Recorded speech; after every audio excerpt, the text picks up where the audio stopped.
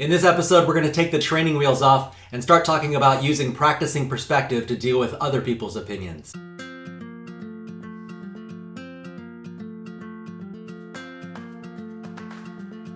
Hi, this is Dan Schuck at Glass Half Question. Is your glass half empty or half full? Is that your perspective or your opinion?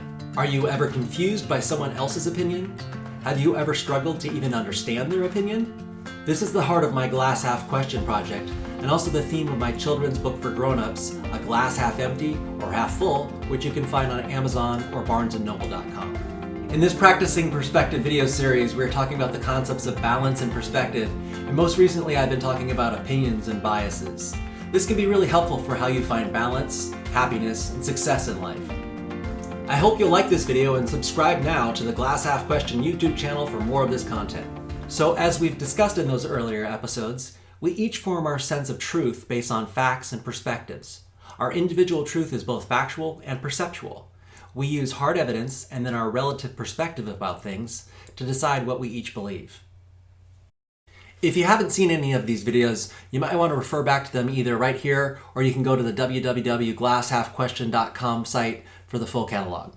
In the last couple episodes, I've been discussing how opinions are a particular type of perspective. Often we are not aware of our perspectives. They are just part of us. But when we do name a perspective we support and claim allegiance to, it becomes an opinion. Opinions are powerful and important. They're not a bad thing at all. They are fundamental to how we communicate with each other and share information about our perspectives. If we were only to share facts with one another and not our chosen perspectives, it would be very boring and we would not make much progress.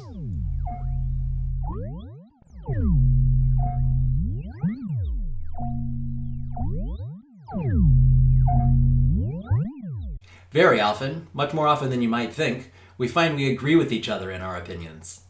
I know that it may not sound right to many of you on the internet right now, but if you step back from the polling and politics for a moment and think more elementary about opinions, you'll see that we really do often agree on shared perspectives. Here's some examples. When it's raining, it's better to stay dry. One should avoid getting sprayed by a skunk.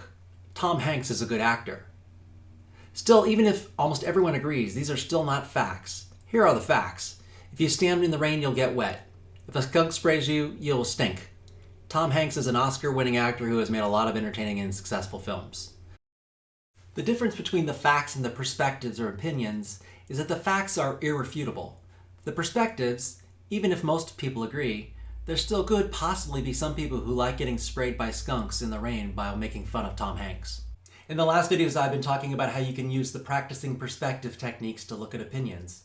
Since opinions are just a type of perspective, the basic practicing perspective tools will definitely help. This would include 1. Making dedicated time for it. Practicing perspective works much better when it's done with a purpose, and by scheduling time or otherwise making specific time to do the exercise, instead of just saying it's a good thing to think about, you will see a real difference in how this works. 2. Write it down. Use a journal or a device of some kind to log the facts and perspectives that make up the opinion.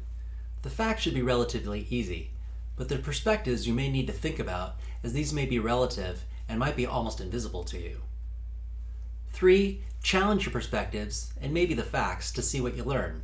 Regarding the facts, be sure to consider confirmation bias and perceptual distortion. Are you really seeing the facts correctly? This applies to perspectives doubly.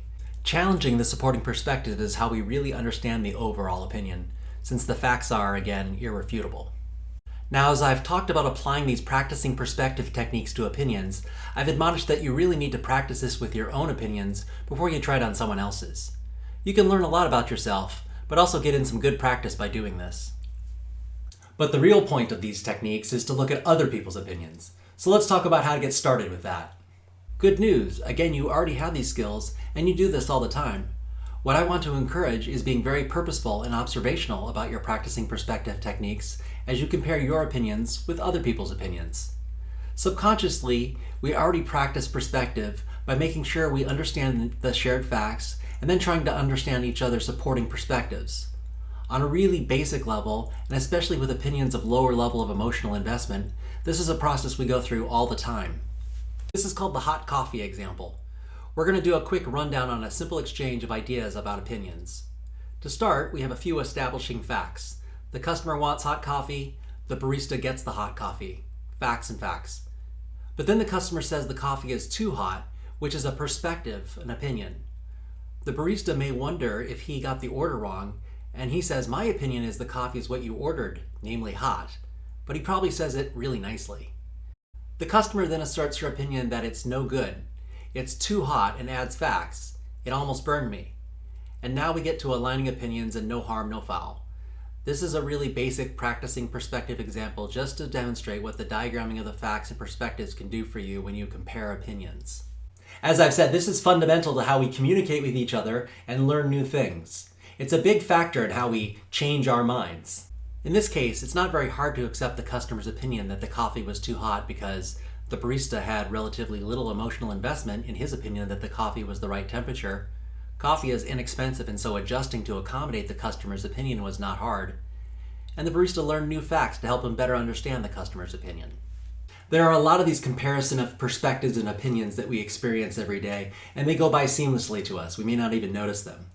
But issues can arise when there is more emotional investment in the subject. If that customer had burned herself badly, or say the barista had to pay for the extra coffee out of his own pocket, just small tweaks in the scenario could really change the level of emotional investment and the communication between these two people. We're just getting started in really applying practicing perspective to opinions and using it in real-world situations. We need to talk more about this emotional investment concept, and so we're going to have to talk about emotions like anger and fear, emotional intelligence, and the skills of empathy. We also need to continue to look at biases and attitudes, as these all come into play in really using the practicing perspective techniques to find happiness and success in life. Thank you for watching this video. I hope you found it helpful and kind of fun, and be sure to click on the subscribe button now to make sure you get the next videos in this series. My website is www.glasshalfquestion.com, and if you go there, you'll find the full catalog of these videos and the rest of my content. Leave me a comment here if you have any questions or related thoughts, and please share this video with anyone you know that you think would appreciate this, or perhaps someone you know that could use a little extra help with perspective. And finally, send me your questions by leaving a comment here. I'd love to hear your opinions about opinions. And remember, keep practicing perspective.